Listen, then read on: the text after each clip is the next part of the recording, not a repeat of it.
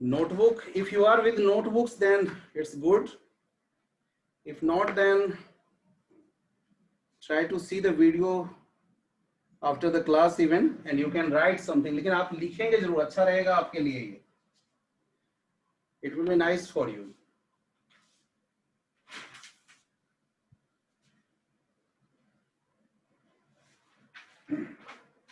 देखिए, कंडीशनल से पहले एक चीज आपको बताना चाहूंगा. देखिए, सबसे पहले क्या चीज होता है conditional.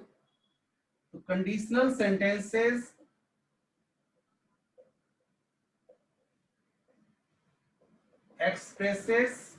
express one thing contingent on something else. यानी एक चीज जो है, सेंटेंस का एक हिस्सा जो है सो दूसरे हिस्से पे आश्रित है, दूसरे हिस्से से रिलेट कर रहा है, उसके बिना उसका काम नहीं चलेगा. लेकिन इसको अब आगे बढ़ाने से पहले हम एक चीज आपको, चलिए एक एग्जांपल देते थे. If it rains the picnic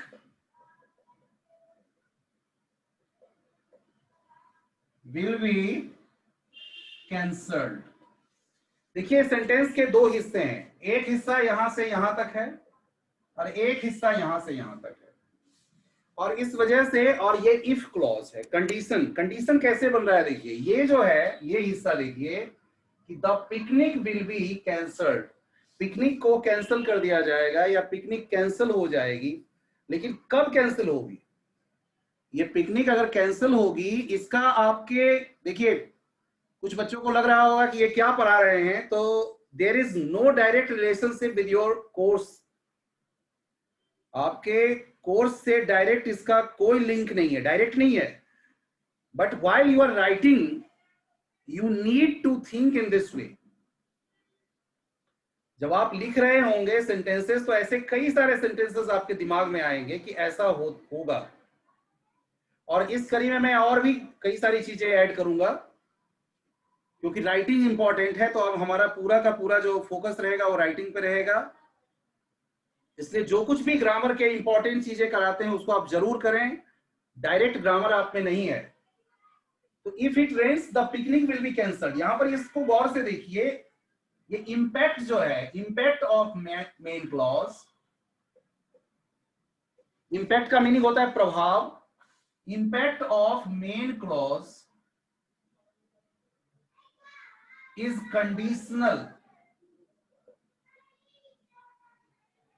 conditional on the dependent clause.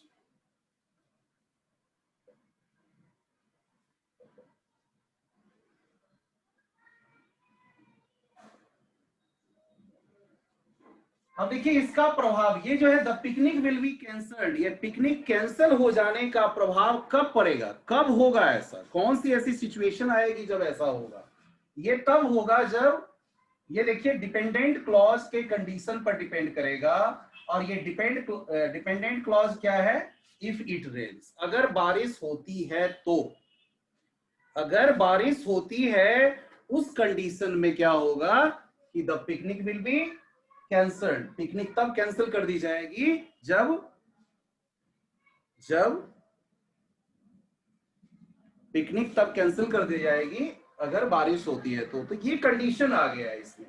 Picnic के कैंसिल होने का कंडीशन क्या है? इफ इट रेन्स, अगर बारिश होती है तो देखिए जैसा कि इसमें कहा गया कि ये डिपेंडेंट क्लॉज है और ऑब्वियसली ये क्या है? इंडिपेंडेंट क्लॉज है, स्वतंत्र उपवाक्य है.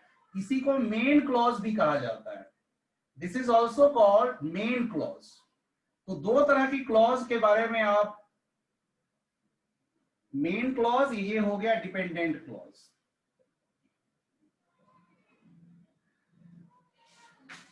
ये सेंटेंस को अगर आप गौर से देखें, अगर इसको आप समझने की कोशिश करें, इफ इट रेन्स, तो लगेगा कि मीनिंग तो दे रहा है. क्लॉज क्या होते हैं? क्लॉज दो तरह के, या तो एक जो होते हैं जो पूरा का पूरा मीनिंग देने वाले होते हैं जिसको कि मेन क्लॉज भी कहते हैं, या इंडिपेंडेंट क्लॉज भी कहते हैं, मेन क्लॉज या इंडिपेंडेंट क्लॉज कहते हैं। दूसरा जो होता है वो डिपेंडेंट क्लॉज कहलाते हैं। डिपेंडेंट क्लॉज का मतलब ये है कि ये खुद में अपनी मीनिंग कंप्लीट करने के लिए सक्षम नहीं है। अगर इसको मीनिंग कहीं ना कहीं से चाहिए होता है, अगर इसकी मीनिंग तभी क्लियर होगी जब ये इसके साथ जुड़ जाएगा। बिना इसके साथ जुड़े इसकी मीनिंग कंप्लीट नहीं होने वाली है। राइट स्टूडेंट्स, सीधे अगर आप मीनिंग निकालने की कोशिश करेंगे इफ इट रेन्स, तो मीनिंग तो आएगी अगर बारिश होती है तो, अगर बारिश होती है तो, लेकिन something there will be in your mind that meaning is not clear. There is this sentence is lacking something. इस सेंटेंस में जरूर कुछ कमी है, ये सेंटेंस लैक कर रहा है कहीं ना कहीं।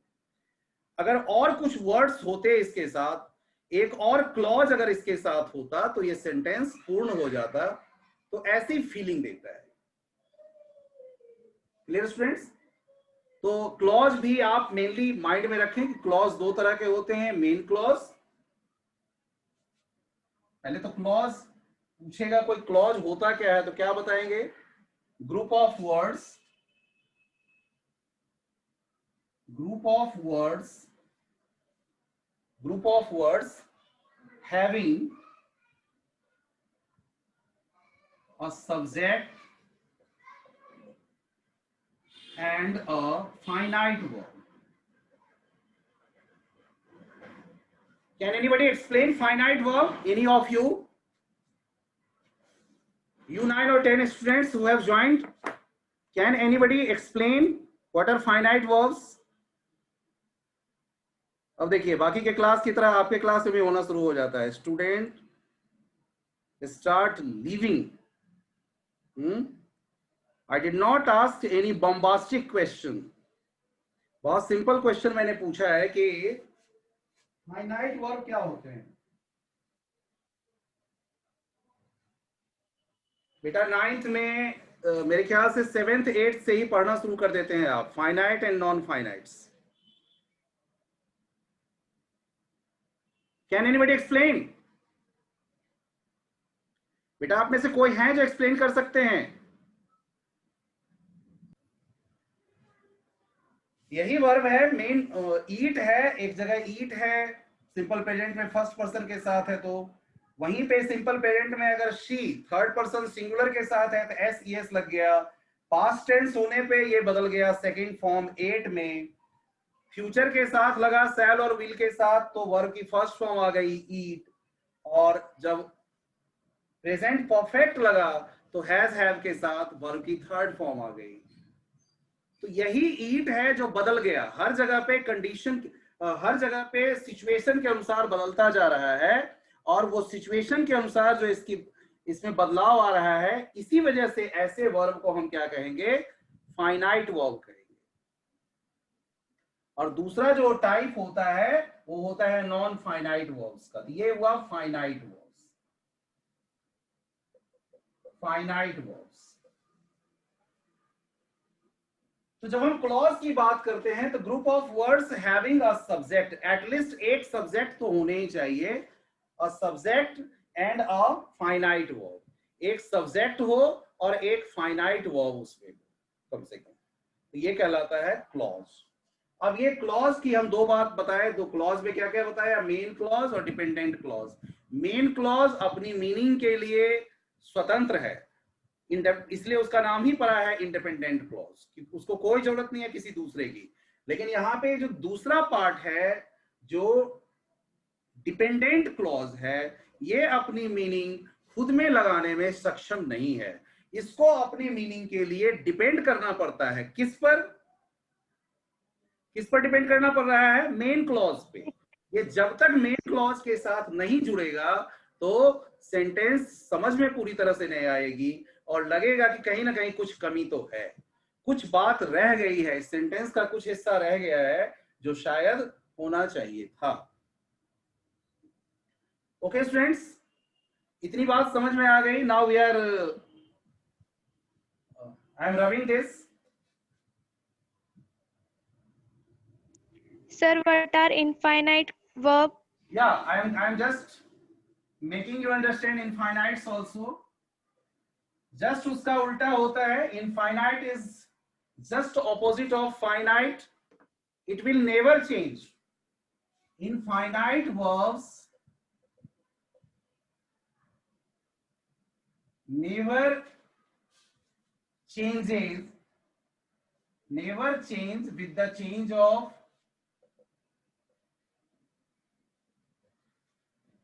of person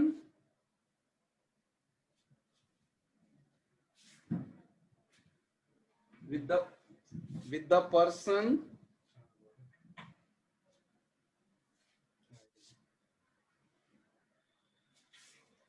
बोलो with the change of person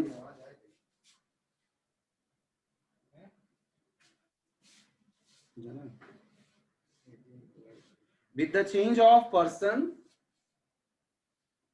और टेंस. यानी टेंस और पर्सन की वजह से उस पर कोई चेंज नहीं आएगी. जैसे कि देखिए, I have to go to the market. In the same way, she has to go to the market. They had to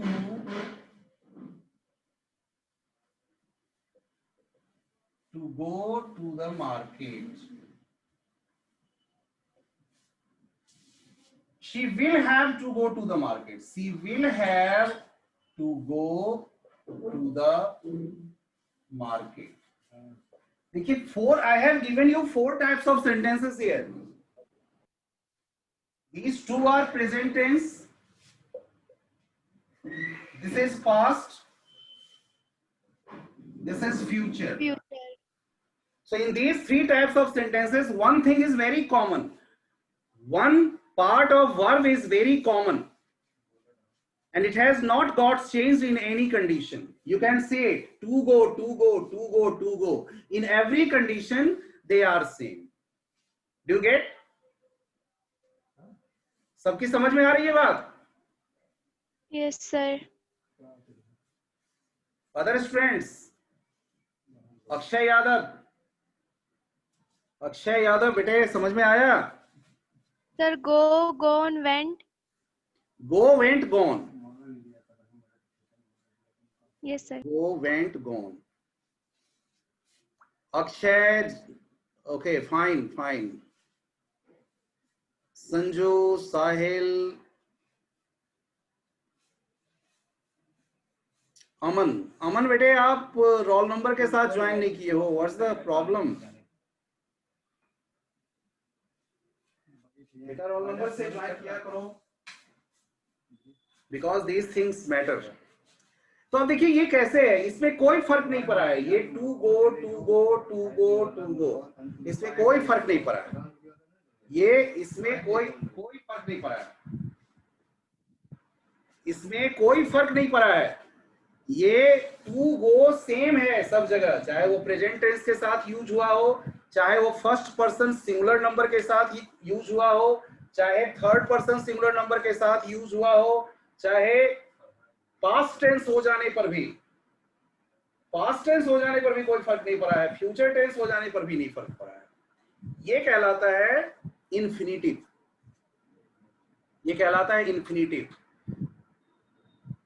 समझ रहे हैं?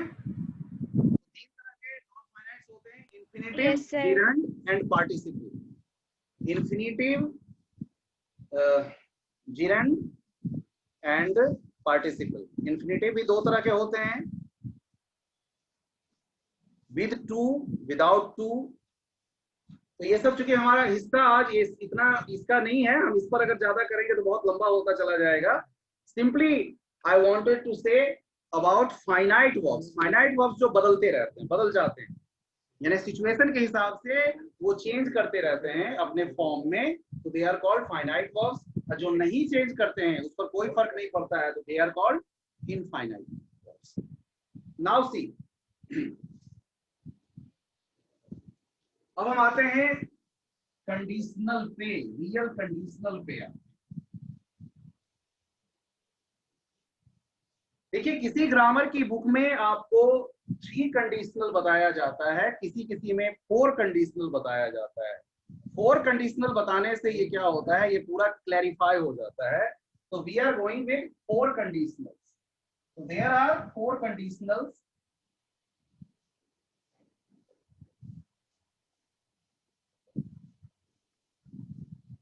तो 4 कंडीशनल्स की हम चर्चा करते हैं। सबसे पहले हम लेते हैं type 0।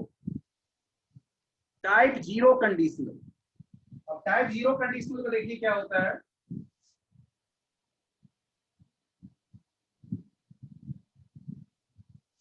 If plus simple present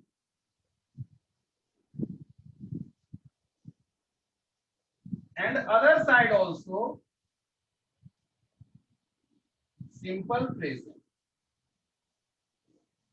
यानी सेंटेंस के एक हिस्से में इफ वाले हिस्से में भी सिंपल प्रेजेंट होगा और दूसरा हिस्सा जो होगा मेन क्लॉज का हिस्सा होगा वहां भी simple present. In both the parts there will be simple present. Simple present को थोड़ा सा शॉर्ट में मैं आपको साथ में ले लेता हूं। सिंपल प्रेजेंट क्या होता है, subject plus first form of verb और V1 प्लस SES, ये होता है सब्जेक्ट। या डू नॉट प्लस नेगेटिव होने पे, या डज नॉट प्लस V1, ये है simple present. Right, now I am giving you some examples. C,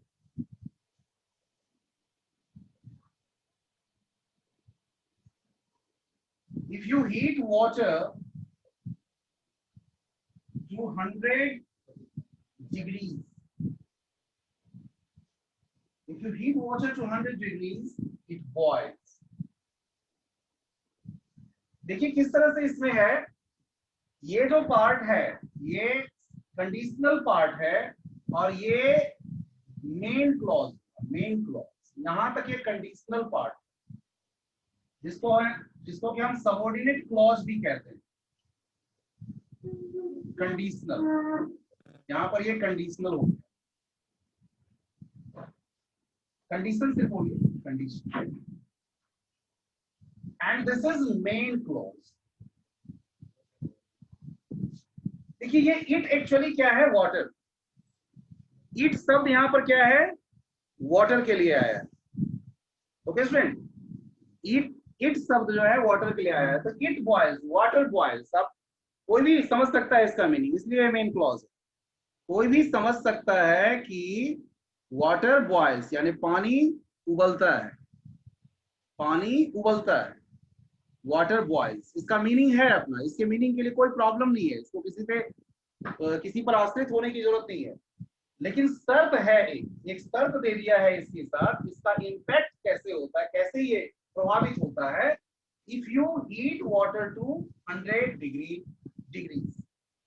simple present कैसे है, सब्जेक्ट के साथ वर्ब की फर्स्ट फॉर्म लगी है, सब्जेक्ट के साथ वर्ब की फर्स्ट फॉर्म लगी है, इसलिए ये सिंपल प्रेजेंट। और बेटा ये क्लियर है, किसी को दिक्कत हो समझने में अपना माइक ओपन कीजिए और पूछिए। Everybody whosoever has joined right now, whosoever has joined with me, you are free to ask anything if you don't understand. इसमें कोई शर्माने की बात नहीं है, गलत करने से बचना है। अगर आप पानी को 100 डिग्री तक गर्म करते हो, यह उबलने लगता है। ये हुआ इफ क्लॉज। ये टाइप 0, इसलिए टाइप 0 क्यों हुआ, क्योंकि इस हिस्से में भी सिंपल प्रेजेंट है या प्रेजेंट सिंपल है, और इस हिस्से में भी सिंपल प्रेजेंट है, दोनों हिस्से में सिंपल प्रेजेंट है, इसलिए ये type 0। Something more you see, इस केस में क्या होता है, in case of type 0 the result will always happen. In this case you will find ये सेंटेंस तभी यूज होता है जब हर हालत में आप देखेंगे उसका रिजल्ट आपको मिलेगा, उसका प्रभाव मिलने वाला है। कैसे मिलने वाला, देखिए कि अगर आप हीट करते हो पानी को 100 डिग्री तक, उसका प्रभाव क्या मिलेगा, इट बॉइल्स, ये उबलने लगेगा, ये उबलेगा, ये उसका प्रभाव हुआ, ये उसका रिजल्ट हुआ। अब मैं कुछ सेंटेंसेस लिखता हूं और मैं एक एक करके अब पूछूंगा भी, इसलिए गौर से रहिएगा, साथ में जुड़े रहिए।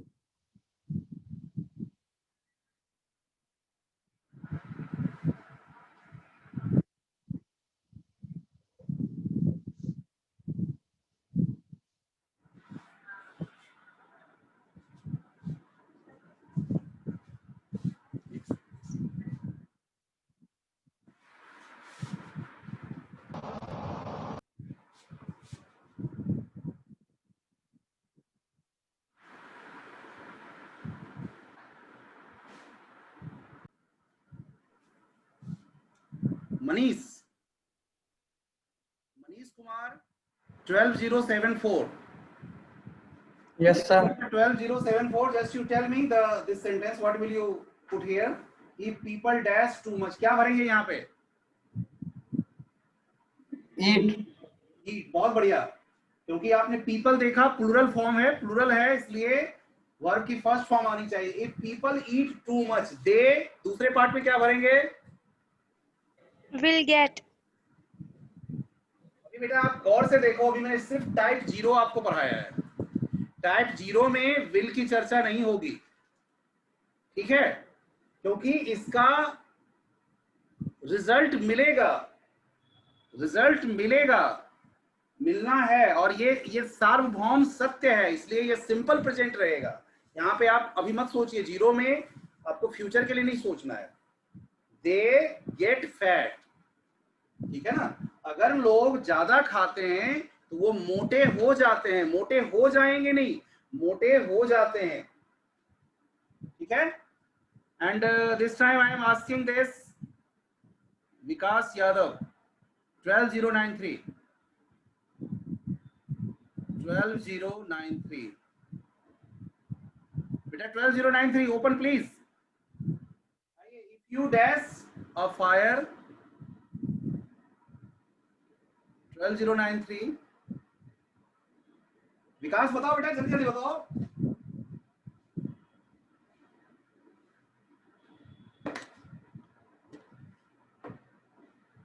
बेटा 12th क्लास बताओ तो सही ना, क्या होगा? अमन जाखड़, चलिए जो भी बोलना चाहते हैं आप ओपन कीजिए, बताइए। If you touch a fire, you get burned. The universal truth or presence of life. बिल्कुल बिल्कुल सही जवाब दिया है आपने। If you touch A fire, अगर आप आग को छूते हैं तो आप जल जाते हैं, जल जाएंगे नहीं हम सोचेंगे, जल जाते हैं, ये फैक्ट है, होगा ही होगा। And last but not least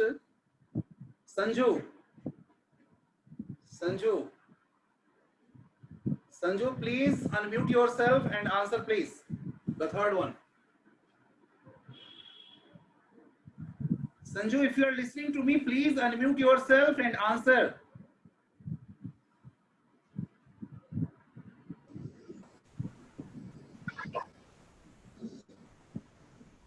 Monika. Yes, sir. बोलो बेटा इसका आंसर। यू डैश वाटर, जरूरी नहीं है कि इफ वाला क्लॉज पहले ही रहे, इफ वाला क्लॉज बाद में भी जा सकता है और मेन क्लॉज पहले आ जाए, कोई फर्क नहीं पड़ता है, उससे कोई फर्क नहीं पड़ेगा आपके आंसर पे। बताइए। You get water if you mix hydrogen and oxygen in right proportion.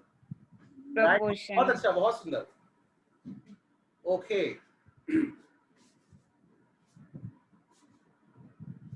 Yes very good. तो सबके समझ में आ गया। इफ पीपल ईट, यहाँ गेट, यहाँ पे touch, here also get, here get, or here also mix. So this was type 0. This was type 0 and I am rubbing and I am coming now on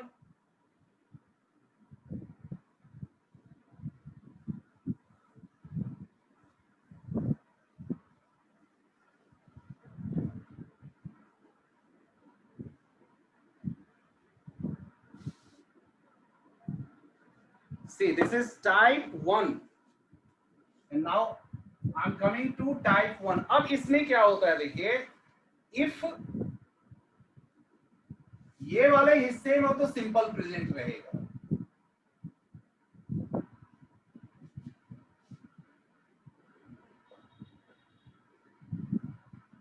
and in this case अब इस हिस्से में जो गलतियां क्यों हो जाती हैं उसके पीछे यही रीजन है कि एक्चुअली दिमाग में ये चलता रहता है कि सिंपल फ्यूचर वाली बातें चलती है,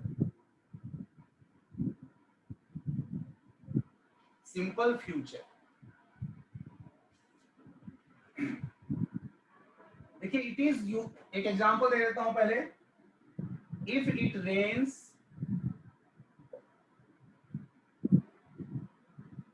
if it rains I won't go to the park। Actually won't क्या है, will और not को जब एक साथ जोड़ के हम लिखते हैं तो won't लिखते हैं, ये कॉन्ट्रैक्टेड फॉर्म है, will not का कॉन्ट्रैक्टेड फॉर्म होता है won't, will not का कॉन्ट्रैक्टेड फॉर्म है won't।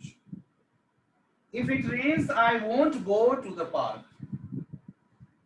ये सिंपल, ये इफ वाला क्लॉज है और ये वाला मेन क्लॉज हो गया, मेन क्लॉज फ्यूचर में आ गया अब, और ये simple subordinate clause simple present में आ गया। इसको प्रोबेबल कंडीशन भी कहते हैं, प्रोबेबल यानी ये संभव है, प्रोबेबल कंडीशन कहते हैं, संभव है, ये होगा, हो सकता है, होगा, होगा। इफ इट रेन्स, अगर बारिश होती है, I won't go to the park, फिर हम पार्क नहीं जाएंगे। अब देखिए ये यूज कैसे कहां होता है, it's use to talk about things which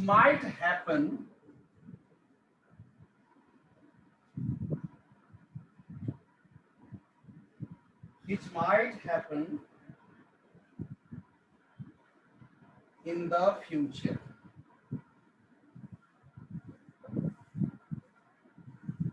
Of course we can't know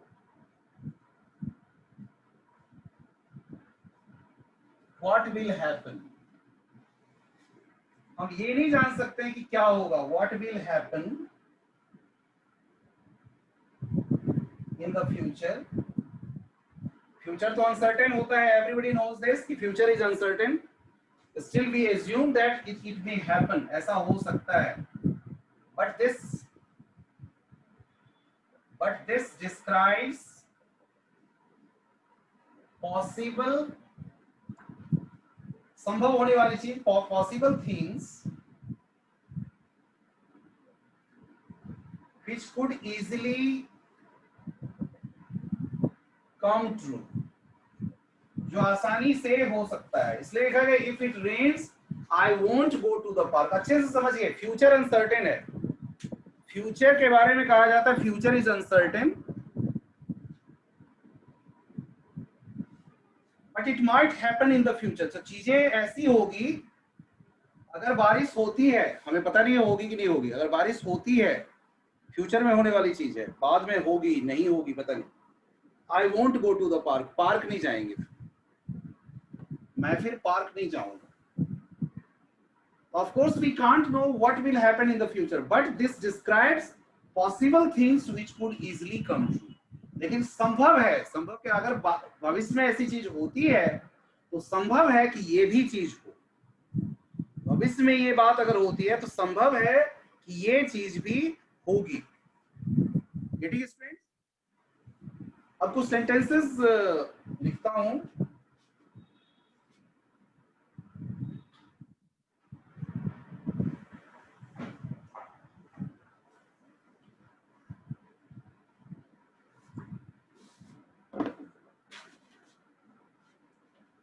Time is running very short. Still, I want to write something.